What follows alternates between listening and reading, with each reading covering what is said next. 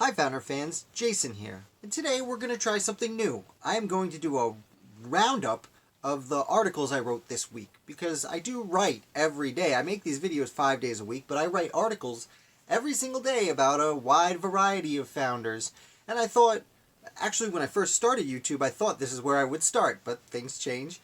So I'm going to go through the last 7 days and just talk very briefly about the people I wrote about, like I said, as a roundup. So last Saturday, on December 14th, I wrote an article titled, Westel Willoughby recommends a third term for Jefferson. So Westel Willoughby was a founder who, I believe he was born in Connecticut, but he ended up in upstate New York, which was kind of the frontier at the time. Just after the Revolution, he was a physician, and he became a leader in his area, and he actually ended up starting the College of Physicians and Surgeons, which would grow and become Upstate Medical Center today, which is a hospital not far from where I am. My kids were born in a different hospital, but it's here if I need it. It's actually the closest hospital to me, which is interesting for me. But Westel, the most interesting thing I found about him is he was out in Hamilton at the time. He became a leader of his community, and he was a clerk of the county. And therefore, the county decided to send a recommendation to Thomas Jefferson, who was president at the time. And as one of the clerks, Willoughby was one of two men to sign this document. And it said, "Hey Jefferson, we think you should run for a third term." Now, I know that sounds crazy, because no, Washington set the precedent that you should only run for 2 terms. But Washington didn't really set that precedent. Actually, Thomas Jefferson kind of set that precedent. And the reason is, Washington ran for 2 terms and resigned, and then Adams had 1 term and then got voted out. And then Jefferson had 2 terms. And there's nothing in the Constitution, not until the 1940s, that said you could only have 2 terms. You know, later, FDR would have 4. So Jefferson decided to retire after 2 terms. And because he did what Washington did, that's what made Washington's precedent into a precedent. Someone else has to also do it for it to have been set, so to speak.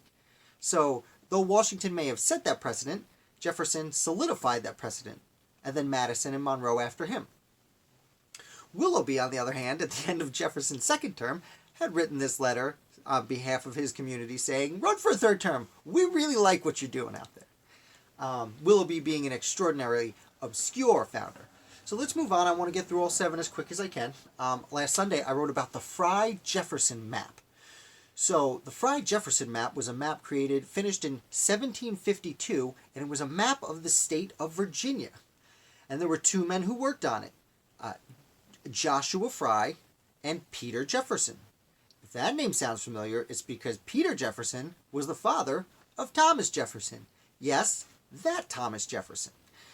Now, Peter Jefferson had made his name as a surveyor, and a few years earlier began working with this man, Joshua Fry, who had come from England and quickly became a mathematics professor at the College of William and Mary, one of the only colleges in the colonies.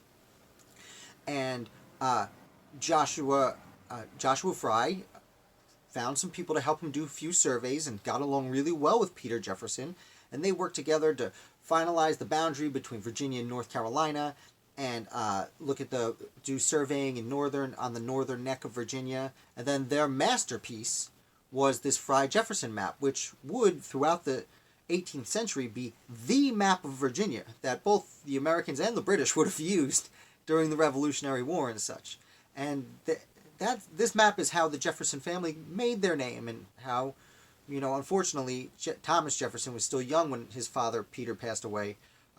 But it was really how the Jefferson family had enough money to send a kid to College of William and Mary and, write a Declaration of Independence and be the President of the United States. Okay, but we'll keep moving on. On Monday, I wrote an article titled, Destroyer of Villages, William Butler and the Raid on Unadilla and Onondaga. I'm sorry, the pronunciation is difficult, even though I went to college at Oneonta, right around the corner from where this happened. So William Butler was part of the Butler family, who I'll make a video about. 5 brothers who all joined the Revolution in their own respective ways. William Butler, a year after the Battle of Saratoga, the Native Americans were still raiding frontier settlements in upstate New York. And William Butler went out and was to destroy some of their villages to say, hey, cut it out. This is not cool anymore. We won this area. And they went to the village first of Unadilla and then Anaquaga. Both villages had been emptied. The Native Americans knew they were coming and had left because they knew they didn't have much of a chance. It was mostly women and children in the villages as the men were at war. So they evacuated, and Butler came through and burned these two villages to the ground and took all the provisions for the Continentals, which is interesting because this is a prelude to the following year. The Native Americans kept at it. So the following year, Butler would return, but he would be under command of General Clinton. So the Sullivan-Clinton campaign, which is much more famous, that stormed through upstate New York with John Sullivan and James Clinton, who led it. Butler was a colonel and part of that movement, and stormed through the rest of upstate New York, burning villages, which is why I put out the catchy title, Destroyer of Villages. I need to make them fun and a little clickbaity. I can't help it. But the Butler family is extremely interesting, and again, I will make a whole video on them. On Tuesday, I wrote an article called Bernardo de Galvez Takes the Mississippi River. Bernardo de Galvez, when the Revolution broke out, was the governor of the Louisiana Territory. Not the way we think of it as it was purchased, really governor of New Orleans, more or less. It was the big city that was under Spanish control at the time. And in 1779, a year after the French joined the war, the Spanish joined the American Revolution, which is often overlooked. The Spanish were a very important part of the American Revolution because, well, like I wrote about in this article, Bernardo de Galvez brought his men up the Mississippi. He didn't go all the way up. He didn't need to, but he went up almost as far as Natchez.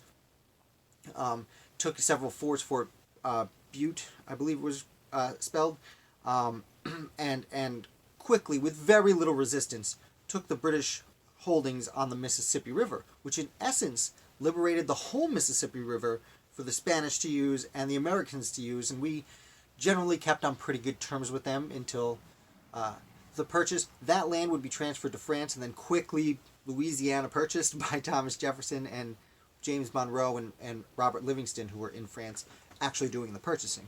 Excuse me. Galvez would go on to basically conquer Florida and parts of the Caribbean during this war. He was an amazing help, and as I talked about in a video just earlier this week, would become an honorary citizen about 5 years ago. Became one of 8 honorary citizens of the United States of America. Following up on that, the next day, I believe it was Wednesday, I wrote about Oliver Pollock's spending spree. Pollock is a gentleman I had never heard of until I was researching my article on Galvez. Apparently, Pollock was I believe he was from Ireland or Scotland. I believe it was Ireland. Came to the United States and settled in Pennsylvania around the age of 20. Soon thereafter, started a merchant firm and moved to the Caribbean. Was operating out of Cuba. Became friendly with the governor of Cuba, who was a Spanish governor. And then when he went to New Orleans, became friendly with Galvez. The thing is, Pollock made a lot of money. And he used this money, first of all, to be generous to the people of Spanish Louisiana, and that's what endeared. He's the reason many of the Spanish leaders were so endeared to the Americans and would prefer to help them throw off their British government than to say, no, they're a colony and we like colonies because we have a monarch too.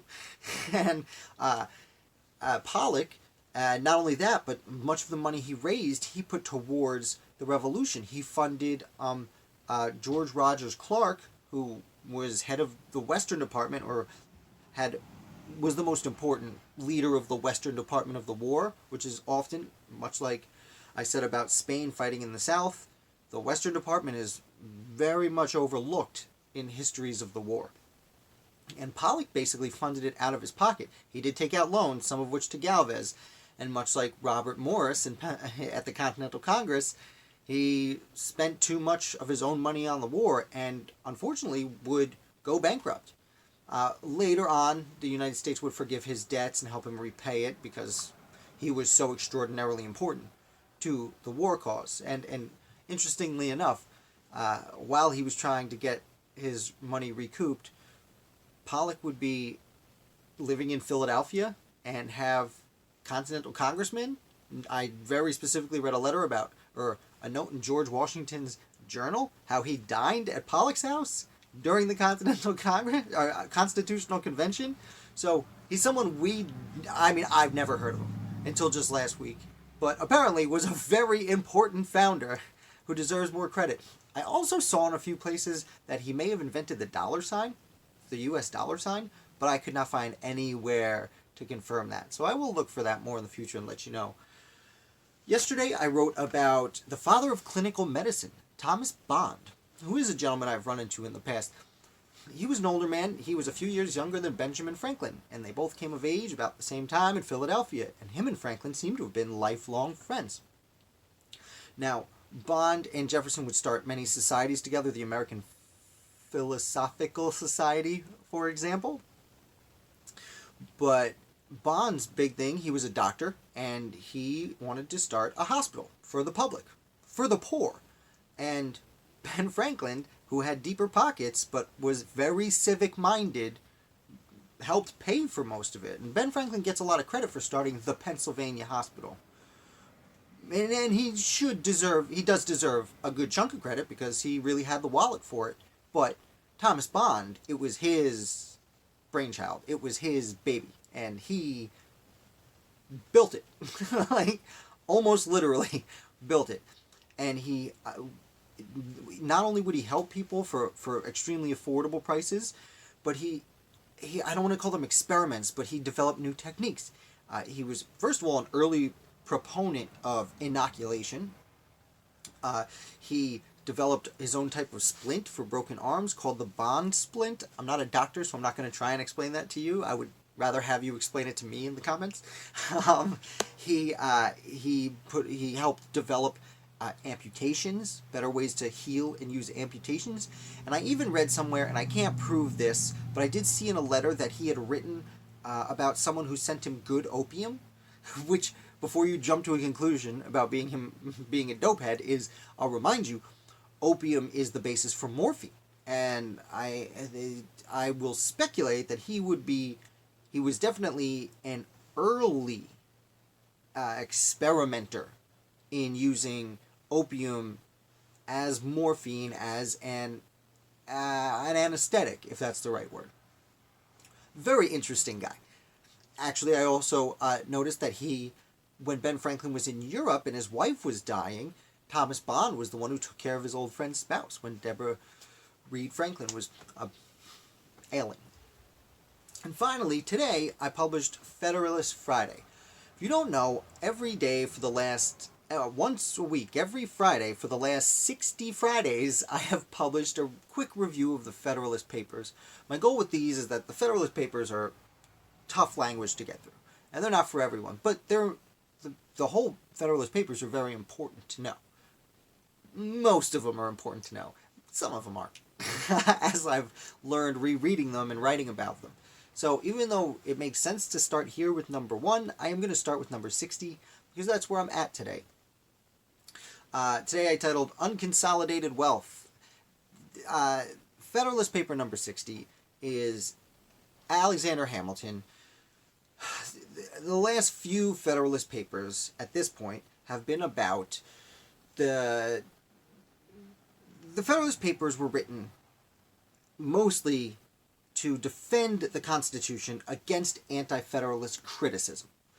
They do present new ideas, but they're not there for that. They are a defense. It's almost like a defense attorney defending the United States Constitution. So this is one in a series of defenses of elections to the House of Representatives. So the House of Representatives, the elections are controlled by the federal government, as opposed to the states, which at least at the time were controlled by the separate states. There wasn't even elections then. That was changed later with the 17th Amendment. Actually, the state governments just chose who they wanted to send to the Senate. So there was a fear that if the federal government got to choose the polling places for electing representatives, then it might be abused to form tyranny. That's how every anti-federalist argument ends. Blah, blah, blah, blah. And then there'll be tyranny. and Hamilton's argument on this front is twofold, really. First of all, he says you can't just put a polling place somewhere where all the wealthy people live, because at the time, and this was true up until like the 1950s when suburbia became a thing and mass transportation, wealthy people and poor people lived together among each other. It's like you'd walk down the street, poor house, poor house, poor house, wealthy mansion, poor house, poor house, poor house, middle class mansion, poor house, poor house. And so he was like, there's nowhere you can just have these elections that all the rich people will be there and it'll be super inconvenient for poor people. You can have them places where only rich people, I suppose, could afford to take the time and money to travel to, but like the rich people don't want to be so inconvenienced that they have to ride a horse for 3 days to go vote. He's like, that's not going to happen. And on top of that, reason number 2 is checks and balances, which is, of course, a theme in the Federalist Papers. At the time, like I said, senators were just appointed by the states. So the federal government, you couldn't really have the people in the House of Representatives doing this for themselves, and you couldn't have the Senate wouldn't mess with the House of Representatives, because then people would be elected to mess with the Senate. And the House of Representatives is going to mess with the Senate because people would be appointed to mess with the House of Representatives. And the checks and balances in this case is not really between the different branches of government. It's between the state governments and the federal governments. It's one of the points they really try and push in the Federalist Papers is it's federalism. It's not a national government. It's not state governments. It's a little bit of both. And they pull and tug at each other in all sorts of ways. And it seems to have held up true. One of the reasons the United States is still around as a republic is the checks and balances not only go this way and that way between the branches, but they go up and down between the states and federal, and it's a very twisted knot. Our government can seemingly not get a lot done. I like to keep modern politics out of this. It seems to not get a lot done sometimes, but that's part of the appeal, is it can't get too much done. And therefore it will prevent tyranny, theoretically. To be determined, I would say, as my friend Jesse over at the Schuyler Mansion likes to say, we are still in the American Revolution, because we are still experimenting in republicanism. So, this was a much longer video than usual. I'm going to be doing these every Friday. I apologize if I spoke a little quickly. I was trying to get through 7 articles. Maybe this was a bad idea. I'm still new to YouTube. I really hope you enjoyed it, though. If you did, and you made it this far for 20 minutes, thank you so much for watching 20 minutes. I really appreciate it. Please hit like if you've come this far. Might as well. And I'm sure you're already subscribed, so I won't push that on you. If you want to support this kind of content, please visit my Patreon page. I'll put a link to that, as well as links to all 7 articles I wrote this week in the description below. So you can read further if any of the people or documents I spoke about today interest you. Thank you so much. I hope you're preparing for your holidays. I just finished my shopping today, and I'm going to try and put one out on Christmas. Why not? What do I got to do? Celebrate with my family? Probably. Maybe I'll make it a day beforehand. Either way, thank you so much. You have a great afternoon, and if you're busy and can't come back till the week later, happy holiday. Merry Christmas. I can't reshoot this. I made it 20 minutes. Merry Christmas. Bye.